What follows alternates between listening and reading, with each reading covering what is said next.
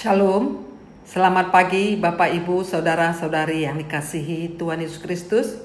Mari kita sejenak merenungkan firman Tuhan. Sebelumnya mari kita berdoa. Terima kasih Tuhan atas pagi hari yang indah yang Tuhan sediakan buat kami. Kiranya Tuhan memberkati seluruh aktivitas kami di hari ini. Kami bersyukur Bapa, kalau di pagi hari ini kami akan mendengar firman Tuhan. Jadikanlah hati kami menjadi tanah yang subur, tempat firman Tuhan bertumbuh, berbuah, untuk boleh menjadi berkat bagi semua orang. Di dalam nama anak-Mu, Tuhan Yesus Kristus, Juru Selamat kami yang hidup. Amin.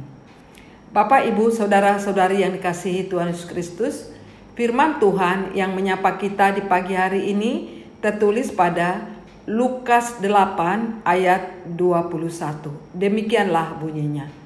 Tetapi ia menjawab mereka, Ibuku dan saudaraku ialah mereka yang mendengarkan firman Allah dan melakukannya. Bapak, Ibu, saudara-saudari yang dikasihi Tuhan Yesus Kristus, ketika ada orang yang mengatakan kepada kita, itu saudaramu dan orang tuamu datang, tentu kita sangat gembira menyambut mereka. Itulah kalau kita mengiyakannya secara duniawi. Melalui nas renungan pagi ini menyatakan kepada kita, ketika Yesus berada di Galilea dan mengajar di rumah-rumah ibadah, dia kedatangan ibu dan saudara-saudaranya. Dan Yesus berkata, Ibuku dan saudara-saudaraku ialah mereka yang mendengarkan firman Allah dan melakukannya. Di sini Yesus juga tidak bermaksud menghina ataupun menyangkal ibunya dan saudara-saudaranya. Sebaliknya, Yesus mengajarkan bahwa barang siapa yang melakukan kehendak Bapanya adalah anggota keluarganya dalam kerajaan Allah. Maka yang Yesus ajarkan adalah keutamaan agar seseorang melakukan kehendak Allah. Dengan demikian, ungkapan ini bahkan dapat bermaksud sebagai pujian kepada ibunya. Sebab Yesus mengakui bahwa ibunya pertama-tama adalah seseorang yang melakukan kehendak Allah Bapa. Ketaatan Maria kepada kehendak Bapa inilah yang menyatukan dengan Kristus, melebihi dari hubungan darah.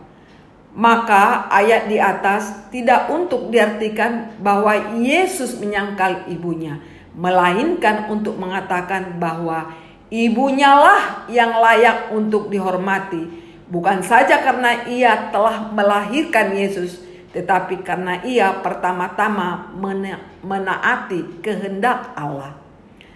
Bapak, Ibu, saudara-saudari yang dikasihi Tuhan Yesus Kristus, bila kita ingin diselamatkan Tuhan, hendaknya kita melakukan apa yang kita dengar tentang rencana dan kehendaknya. Kebahagiaan orang percaya jika ia tidak hanya sebagai pendengar, tetapi ia juga harus menjadi pelaku firman, sehingga kita menjadi saudara-saudara Tuhan Yesus, Sang Juru Selamat. Keluarga besar Yesus adalah mereka yang mendengarkan firman Allah dan melaksanakannya. Secara umum, kita tidak hanya sekedar keluarga besar Yesus, tetapi lebih tinggi lagi menjadi anak-anak Allah, dalam artian menjadi pendengar firman dan pelaku-pelaku firman Tuhan. Dengan demikian, kita juga adalah saudara Yesus, karena keterikatan kita melalui firman-Nya.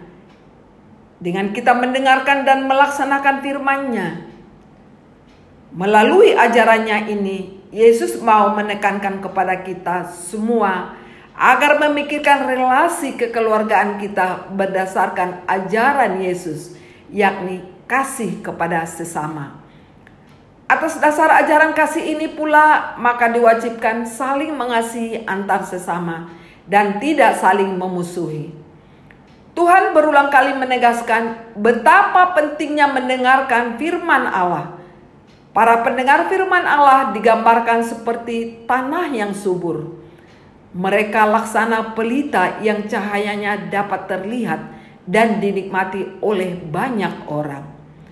Tuhan pun memberikan tempat istimewa kepada mereka, yaitu diakui sebagai keluarga inti Allah. Ada banyak hal dalam hidup ini yang mengalihkan kita agar tidak mendengar firman Tuhan. Misalnya karena kesibukan. Kita diminta menyadari bahwa betapa rindunya Tuhan berbicara dengan kita. Lalu bagaimana caranya agar kita mampu mendengar suaranya? Nah, saudara-saudari yang dikasihi Tuhan Yesus Kristus, marilah kita berdiam diri sejenak setiap hari dan ambillah waktu untuk merenungkan firman Tuhan. Sebagai orang Kristen yang percaya Tuhan adalah yang utama dan terutama dalam hidup kita.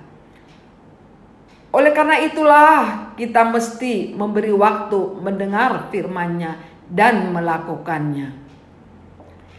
Kita bisa mencoba melatih diri mendengar suara Tuhan yang tak terlihat. Dengan ini kita mungkin akan memiliki kemampuan mendengar sesama kita. Hingga akhirnya kita akan mampu memahami perasaan dan kebutuhan orang lain. Kalau kita mengimani akan firman Tuhan, maka kita tidak meragukan ajarannya yang penuh kuasa itu. Di sini Yesus mau menegaskan pentingnya keluarga eskatologis tanpa mengecilkan pentingnya keluarga biologis. Keluarga eskatologis merujuk pada gereja. Kita semua adalah anggota gereja dan kita akan menjadi keluarga eskatologis. Karena kita adalah pengikut Kristus, kita mau mendengarkan dan melaksanakan perintah-perintah Tuhan. Amin. Mari kita berdoa. Ya Tuhan, ajarlah kami untuk senantiasa mau mendengar dan melakukan firman-Mu dalam kehidupan kami. Amin.